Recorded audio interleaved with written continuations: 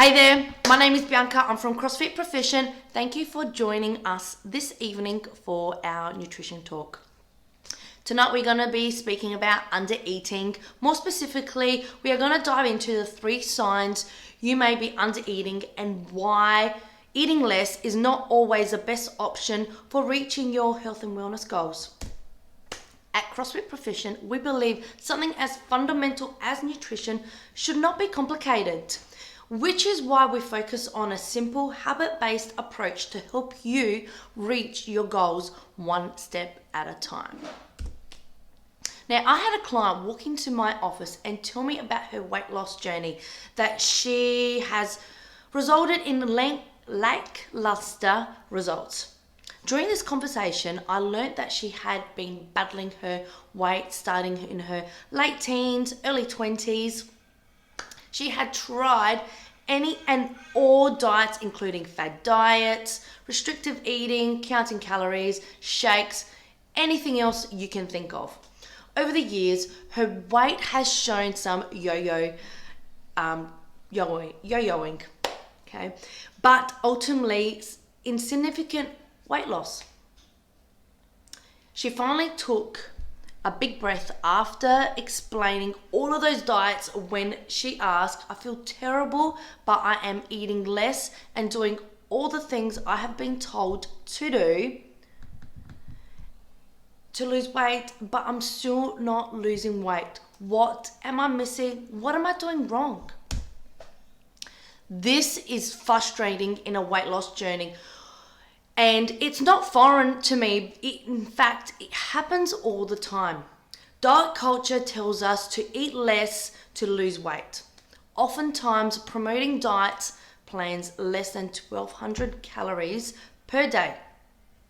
So today I want to walk you through signs you may have from not eating enough, and the reasons why eating less is not always the best path for you to reach your goals. So let's dive in. I would like to start off first by explaining a few basics when it comes to our metabolism or our energy balance, to help understand why so many people struggle to lose weight and keep it off when eating less. Have you heard the saying, calories in, calories out? This is a general rule that if we take in more energy in the form of calories than we expend, we will gain weight. The opposite is also true in that if we take in less energy than we expend, we will lose weight. So you may be wondering, if this rule is true, then why did my client struggled to see the results when she was counting calories and eating less? Well, it turns out that there are many factors that will influence that simplified equation. I wanted to begin by explaining some of the factors that may alter intake. First is your appetite. As obvious as it may seem, your appetite is affected by hormones. You have 2 main hormones we will be discussing today, which are called leptin and ghrelin. Leptin is a hormone produced by our fat tissues that signals our brains that we are feeling full. Ghrelin is released in the stomach, which is called our hunger hormone, to tell us that we are hungry. This is important because when we are drastically decrease our calorie intake, it affects our body's hormone. Ghrelin will shoot up, which will make us feel hungry all the time. Think about the last time you were feeling really hungry. How hard was it to stick to healthy eating and stay away from the fast food or treats? While hormones play a big role in influencing intake, there are many factors, including your environment. For example, studies show people consume more when eating with friends and family than when alone. In addition, palatability, reward of the foods we are eating, as well as our mindset can influence intake. Next, let's take the time to briefly explain a few factors that may influence the energy output. First, you have your BMR or basal metabolic rate. This is the estimated amount of calories your body needs when at rest to continue the basic need of living. But we also need to take into account the physical activity level, which includes our day-to-day movement, such as going grocery shopping, chasing our kids, and vacuuming the house, as well as our physical activity such as running or doing a workout at the gym. Lastly, we take into account the thermic effect of food and how much energy our body needs to break down or metabolize the food we consume. All right, I have explained why the calories in and calories out statement isn't as simple as it sounds. So let's discuss 3 signs you are under eating. Then we will talk about why it may not be the answer for you. Sign 1, you are constantly hungry. You start eating less and now all you can think about is the next time you get to eat. Haven't we all been there? Yes. This circles us back to those hormones we briefly discussed earlier.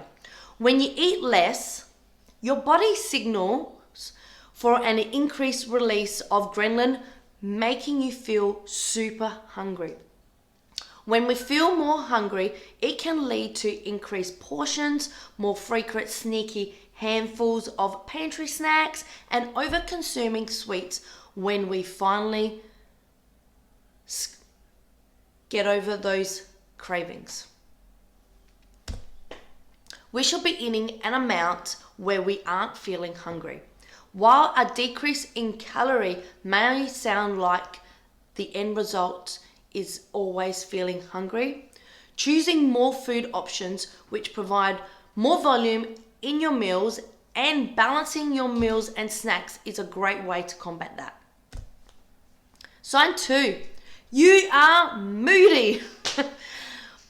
You know what comes with being hungry all the time? Feeling hangry. Now, I don't know about you, but I have been there and it's not a good feeling, and especially for those around you as well. Now, did you know that in 2018, in 2018, the word hangry was officially added to the Oxford English Dictionary. It is defined as a bad-tempered or irritable as a result of hungry. So you started to eat significantly less, your body is protesting by increasing the production of ghrelin, and now you may or may not be starting unnecessary fights with friends and family, or may feel a bit more irritable in general. This mood shifts is a classic sign you aren't eating in the right amount to reach your goal. Now, sign 3, sleep and stress issues. This is a big one. Now, let's start with sleep. You'd likely heard a lot about how sleep deprivation has been found to lead to insulin resistance and weight gain. But did you know that under-eating while following strict dietary patterns can also interrupt quality of sleep? One small study followed 10 young women dieting for 4 weeks. They found this study participants had difficulty falling asleep and less overall deep sleep. Another study found that the starvation level calorie restriction led to a reduction in slow wave sleep. Or that deep sleep just mentioned. Now, this can definitely alter our stress. A large study of more than 2,500 Australian teens found that extreme dieting was not only associated with decreased sleep quality, but also higher levels of depression, anxiety, which will alter another important hormone in our health and wellness journey. Now, let's talk about cortisol. Cortisol is often called the stress hormone. Because it is released in response to stress, most of us have heard a lot of cortisol when it comes to inhibiting weight loss goals. If you are constantly limiting your intake, which leads to increased stress and lack of sleep, your body cortisol is very likely to be elevated. Elevated cortisol levels will not only alter our metabolism, but it will also cause water retention, which may mask any fat loss occurring.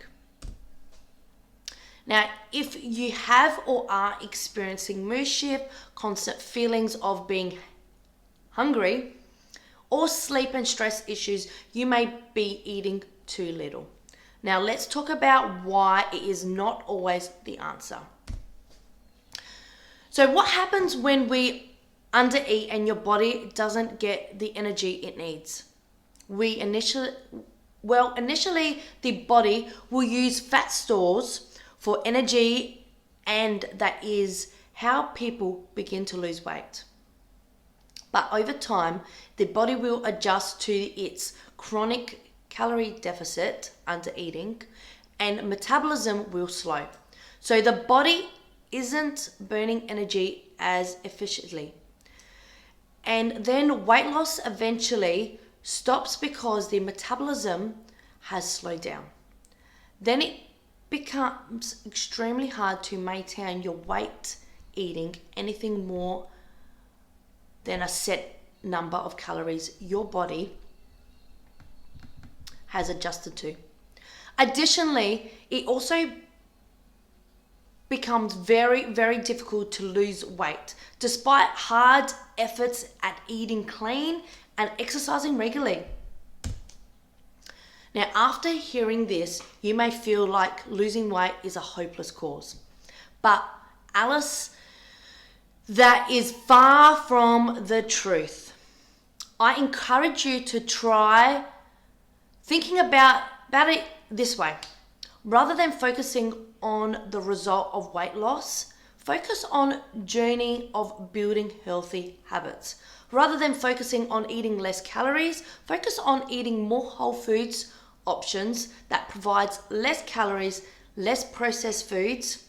Yes, processed foods are more convenient, but those whole foods provide way more vitamins, minerals, and volume. Rather than getting stuck into fad diets and the seamlessly endless cycle of undereating, find a professional who can be the guide, help you build a plan, and keep you accountable for reaching your goals. Now, are you looking to break the cycle of eating too little and start building healthy habits for reaching your goals? Here are some tips. Eat half a plate of non-starchy veggies at lunch and dinner. Drink at least 2 liters of water each day and get minimal 7 hours sleep every night. And schedule a free intro with one of our coaches and learn about your health and wellness goals and how we can build a customized plan for you. Now guys, thank you very much for joining me this evening on tonight's nutrition talk on undereating. Now, if you've got any questions following up from this talk, put them in a comment below and we can answer them at a later date, or send us a private message and we can answer them, or book in a free intro and we'll be happy to sit down and chat with you. Have a great night and enjoy the rest of your week.